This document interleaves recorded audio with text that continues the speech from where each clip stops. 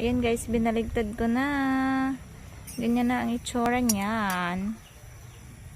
Balikta rin kung medyo okay na. Ay, hindi pa. So, hindi pa guys. Pero di bali, baliktarin ko lang siya ulit mamaya. Ayan.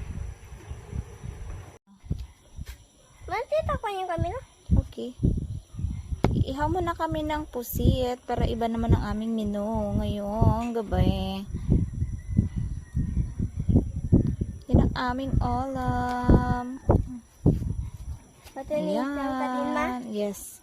Grabe naman guys, nagluluto ako. Nag-ihaw ako ng pusit. May nagpapaypay sa akin. Galing. So, ayan.